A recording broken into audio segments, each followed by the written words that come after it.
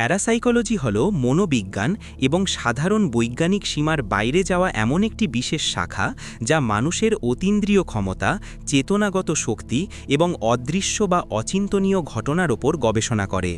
এটি শুধু কাল্পনিক বা রহস্যময় নয়, বরং বৈজ্ঞানিক পর্যবেক্ষণ ও অভিজ্ঞতার মাধ্যমে মানব চেতনার সীমা ও সম্ভাবনাকে বোঝার চেষ্টা করে। আর এ নিয়ে আপনাদের জন্য আমার বই ইয়োর গোস্টেড মাইন্ড নামের বইটির রকমারি লিংক কমেন্ট সেকশনে পাবেন, যেখানে সমস্ত কিছু উল্লেখিত আছে। তো চলুন কথা না বাড়িয়ে ভিডিওটি শুরু করা যাক।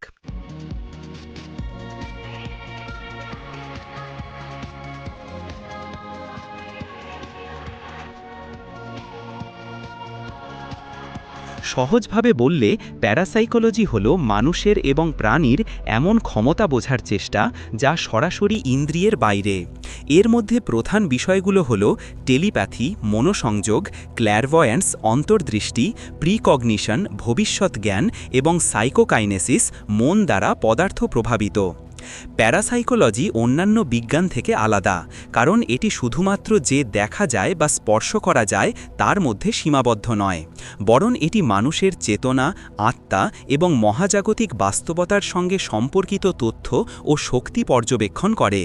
এটি প্রমাণ করে যে মানব মনের শক্তি এবং চেতনাগত স্তর অনেক গভীর এবং অদৃশ্য দিক থেকে পৃথিবী ও মহাবিশ্বের সঙ্গে সংযুক্ত। প্যারাসাইকোলজি কিভাবে কাজ করে? প্যারাসাইকোলজি কাজ করে মানুষের চেতনা ও পরিবেশের মধ্যে অদৃশ্য সংযোগ খুঁজে।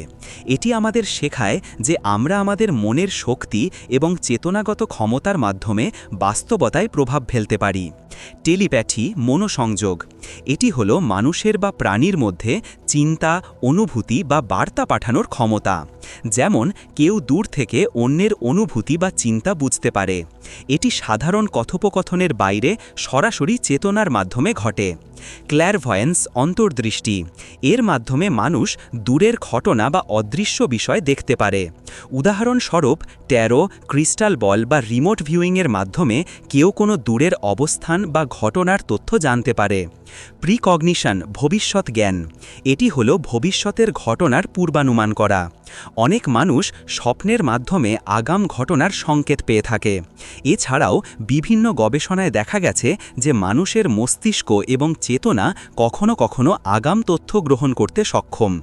সাইকোকাইনেসিস মন শক্তি দ্বারা পদার্থ প্রভাবিত করা, এটি হলো এমন ক্ষমতা যার মাধ্যমে মানুষ সরাসরি চিন্তা ও চেতনার মাধ্যমে পদার্থকে প্রভাবিত করতে পারে। উদাহরণস্বরূপ ছোট জিনিস সরানো, পদার্থকে হালকাভাবে নড়ানো বা কিছু ক্ষেত্রে শক্তি স্থানান্তর করা। উদাহরণ, কেউ দূর থেকে অন্যের চিন্তা বা অনুভূতি উপলব্ধি করতে পারে। টেলিপ্যাথি, ট্যারো, ক্রিস্টাল বল বা রিমোট ভিউইংয়ের মাধ্যমে অদৃশ্য বা দূরের তথ্য জানার অভিজ্ঞতা। ক্ল্যারভয়েন্স, স্বপ্নের মাধ্যমে ভবিষ্যতের ঘটনার পূর্বাভাস। প্রিকগনিশন, মন দিয়ে ছোট জিনিস সরানো বা পদার্থে প্রভাব ফেলা। সাইকোকাইনেসিস। এই উদাহরণগুলো দেখায় যে প্যারাসাইকোলজি কেবল রহস্যময় নয়, বরং এটি মানুষের চেতনাগত শক্তি এবং অদৃশ্য ক্ষমতার বৈজ্ঞানিক পর্যবেক্ষণ। প্যারাসাইকোলজির উপাদান। প্যারাসাইকোলজির মূল উপাদানগুলো হল: 1. ইএসপি এক্সট্রাসেন্সরি পারসেপশন, টেলিপ্যাথি, ক্ল্যারভয়েন্স, প্রিকগনিশন ইন্দ্রিয়ের বাইরে তথ্য গ্রহণ। 2. প্যারাসাইকোলজি বা পিকে পদার্থ ও শক্তি প্রভাবিত করা, মনের শক্তি ব্যবহারের মাধ্যমে। 3.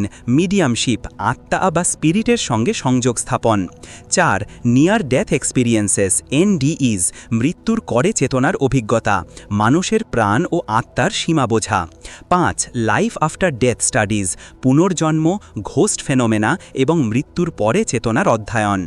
প্যারাসাইকোলজিতে অন্তর্ভুক্ত বিষয়: টেলিপ্যাথি মনোসংযোগ, ক্ল্যারভয়েন্স দূরের বা অদৃশ্য তথ্য দেখা, প্রিকগনিশন ভবিষ্যৎ জ্ঞান, সাইকোকাইনেসিস মন দ্বারা পদার্থ প্রভাবিত, মিডিয়ামশিপ অ্যান্ড স্পিরিট কমিউনিকেশন আত্মার সঙ্গে সংযোগ, near death and out of body experiences মৃত্যুর পরে চেতনার অভিজ্ঞতা।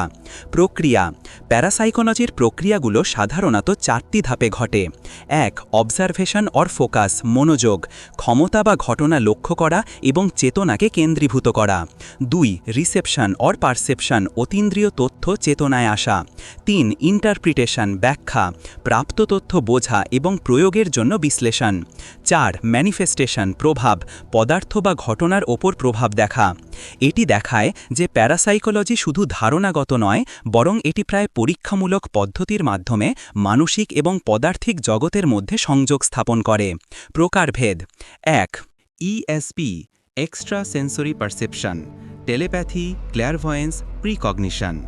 2 পিকে বা সাইকোকিনেসিস মনের শক্তি দিয়ে পদার্থকে প্রভাবিত করা। 3 মিডিয়ামশিপ আত্মা বা স্পিরিটের সঙ্গে সংযোগ। 4 এনডিই বা OBE near death and out of body experiences.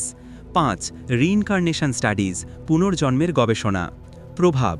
প্যারাসাইকোলজির প্রভাব কেবল ব্যক্তি পর্যায়ে সীমাবদ্ধ নয়, বরং শারীরিক, মানসিক, আধ্যাত্মিক এবং সামাজিক ক্ষেত্রে বিস্তৃত। ব্যক্তিগতভাবে স্বপ্ন, অন্তর্দৃষ্টি, মানসিক শক্তি বৃদ্ধি। শারীরিকভাবে কিছু ক্ষেত্রে রোগ নিরাময় বা শক্তির ব্যালেন্স। মানসিকভাবে চিন্তা ও মনন শক্তি প্রসারিত। আধ্যাত্মিকভাবে আত্মা, মৃত্যুর পরে জীবন বা মহাজাগতিক সত্য উপলব্ধি। সমাজ ও পরিবেশে মানুষের এবং পরিবেশের কম্পন বা শক্তি প্রভাবিত হয়। বিস্তার। প্যারাসাইকোলজি মূলত বিংশ শতাব্দীতে বৈজ্ঞানিকভাবে সুপরিচিত হয়। জে.বি. রাইন ডিউক ইউনিভার্সিটিতে ইএসপি পরীক্ষা চালু করেন। তারপর জাপান, ইউরোপ এবং আমেরিকায় টেলিপ্যাথি, ক্ল্যারভয়েন্স এবং পিকের পরীক্ষা নিরীক্ষা চালানো হয়।